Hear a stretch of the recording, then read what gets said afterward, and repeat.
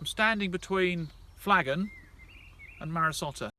It's had 130 kilos of nitrogen, bit of weed control and very little else. Very clean down to the bottom.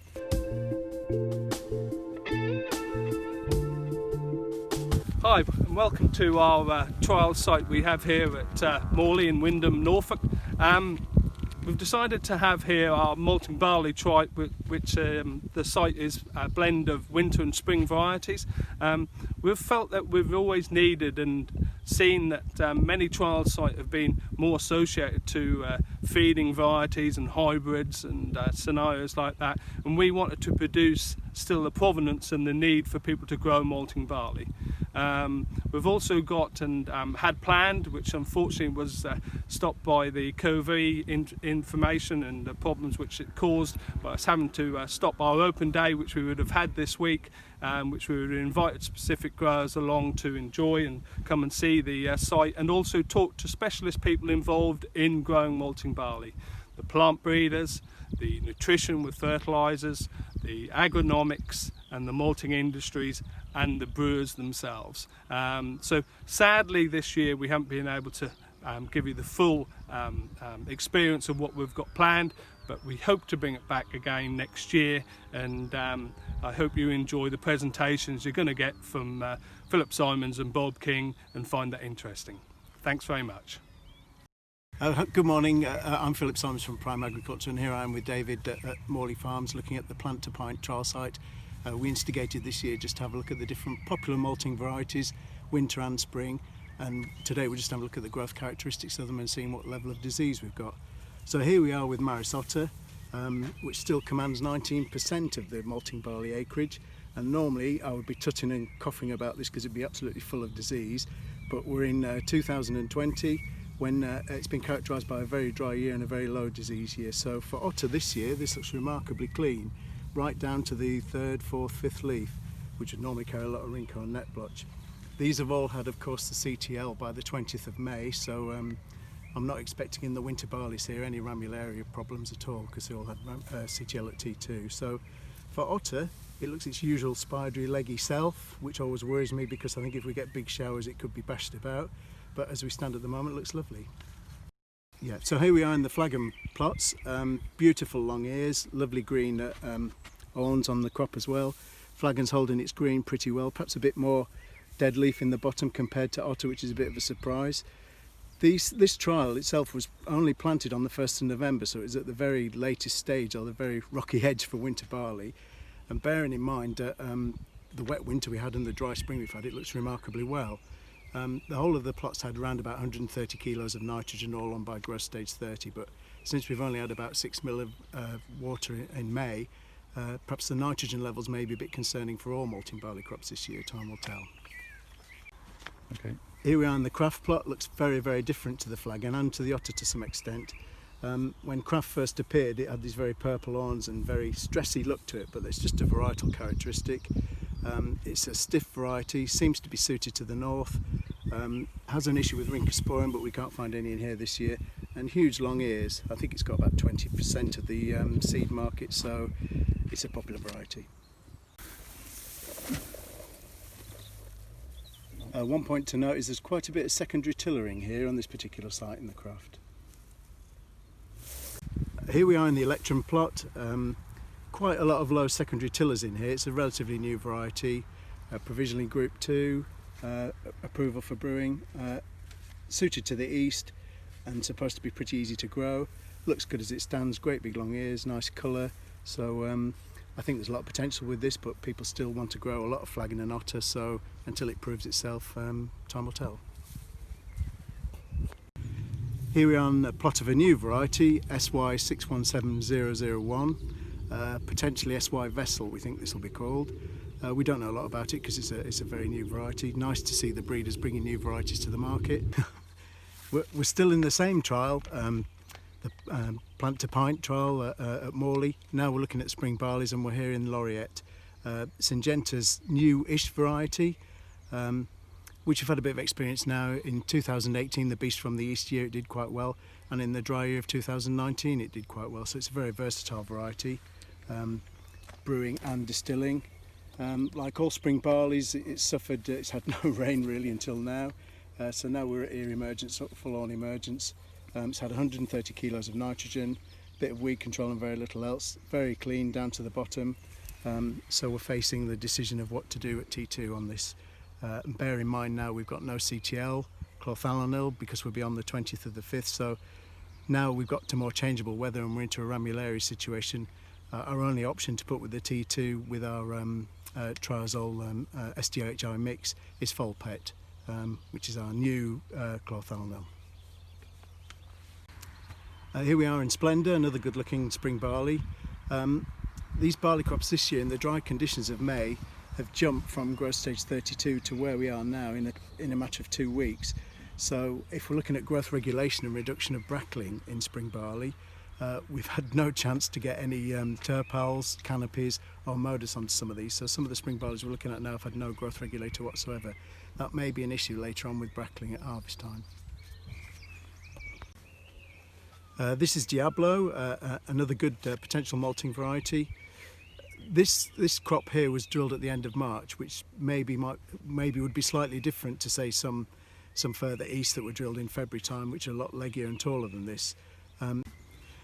Here we are in a variety choice, beautiful bluey green colour, large leaves all the way down, nice and clean right through the canopy. On emergence they reckon the T2 spray normally accounts for 60% of the yield response in spring barley, so it's quite an important spray for me. But David tells me that the NIAB tag results for the past 2 years have shown very little response, diddly squat response here to a T2 fungicide. So we're currently having a lively debate as whether to spray these again or not, given the rains. I'm Bob King from Chris Malting, I know many of you. I'm here at Morley and I just got some thoughts on the varieties as we go up and down these plots. I'm standing between Flagon and Otter, and the field around us is Flagon.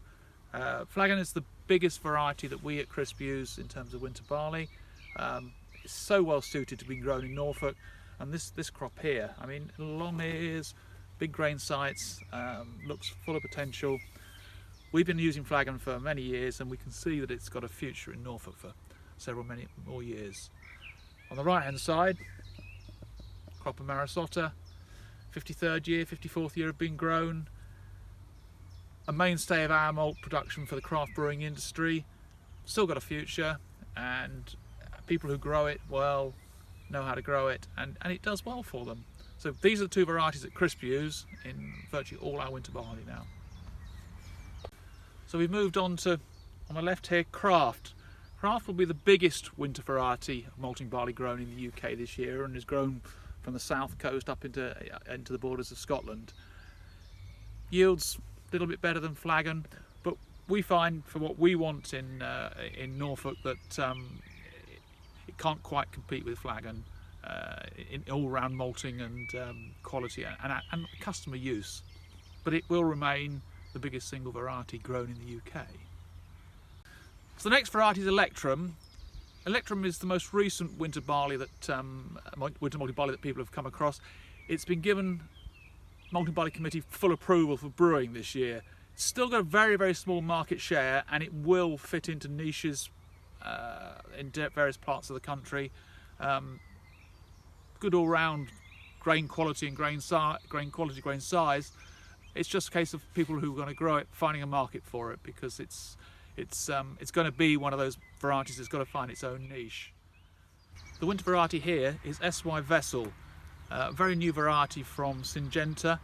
Interesting insofar as it's the first 0GN winter barley. So in theory it has some uses for making malt for the grain distilling, for the whiskey and the grain distilling industry. Traditionally everything has been spring varieties. This is the first 0GN.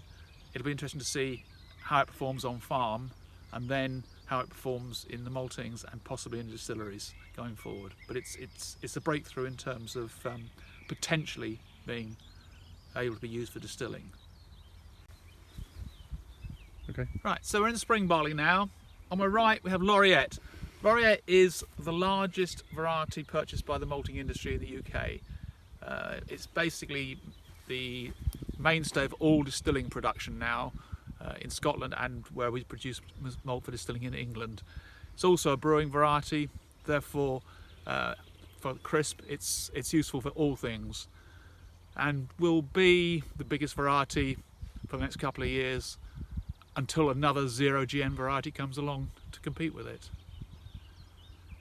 So on this side we have a more modern Syngenta variety, Splendour, provisionally approved but for brewing only. So it's in a market that's competing with Planet and can compete with Laureate on the brewing side, but it is limited to brewing only. So for us in Norfolk, where we like to use dual purpose varieties, it probably won't be of interest to crisp. So the variety here on our left is Planet. Planet is the mainstay of the brewing varieties. It's brewing only, cannot be used for distilling.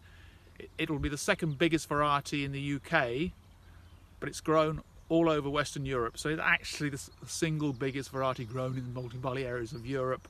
It's also grown in South America. A leap forward in yields from the predecessors. Good all-round variety for brewing, and you'll see it grown wherever you are in the UK. So this variety here is Diablo, fully approved for distilling only. Will be grown in Scotland as the #2 variety to Laureate, and will also be grown by some specialist growers in East Anglia in the south, growing for the distilling only market. So very much for people who can produce low nitrogen barley regularly, because there's no other fallback for it. It's not approved for brewing. So here we are in a plot of choice. Now this is an interesting variety, exclusive to crisp. It's proanthocyanidin free, which, although it sounds technical, basically has a few attributes which are very, very useful to some craft brewers and other types of brewers, basically allowing them to produce a beer that doesn't have haze in it. So very specialist, niche markets, low nitrogen growers, and we have a group of them growing in East Anglia who've been growing it for 5, 6, 7 years, and it's one of a line of proanthocyanidin varieties we've had for the last 30 years.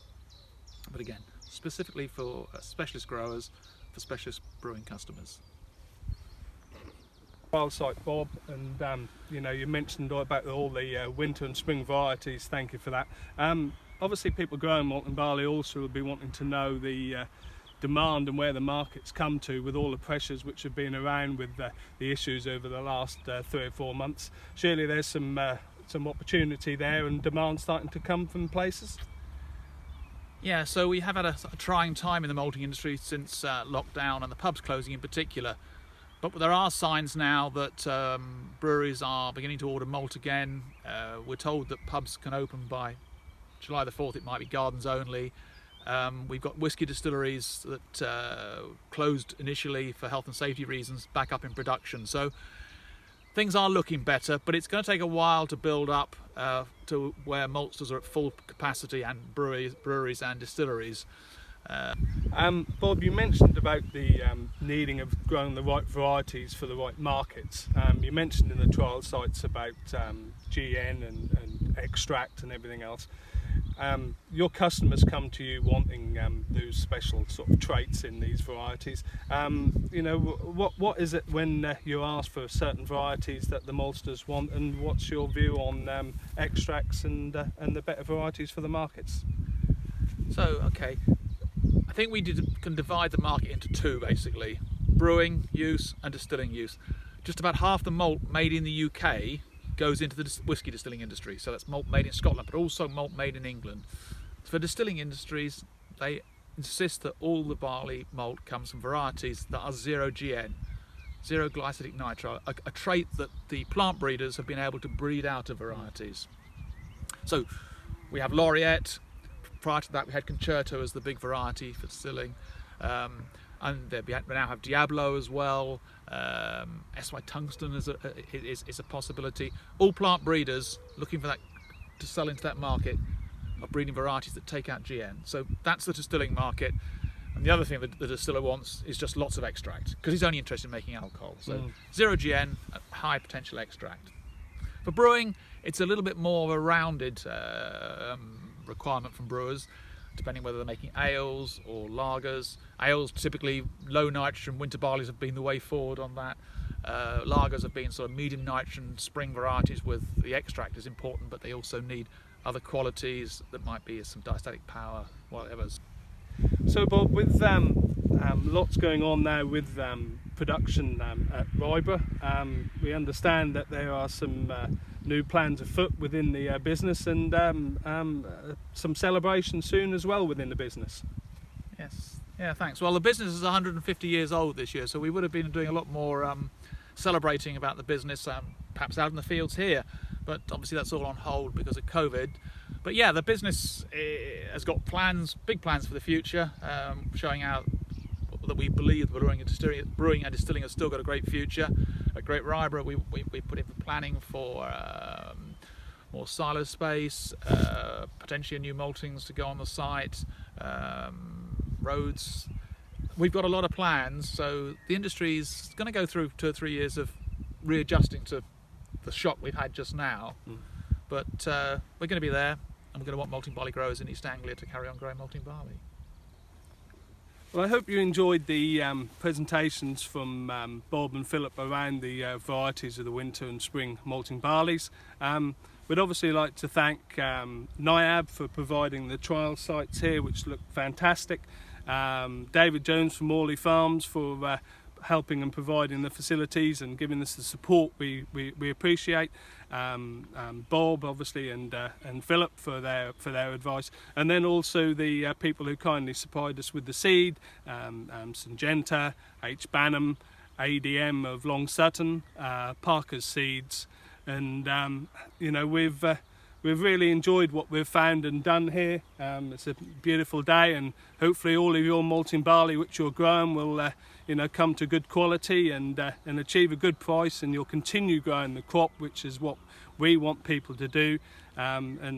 Introduction of myself, my name is Matthew Adams from Adams and Howling, and thanks very much for watching, and we hope you'll keep in touch with @plant2pint, and that's our Twitter site, which I'm sure you're receiving, and look to retweet and like to keep the momentum going. Keep growing malting barley, and thanks very much.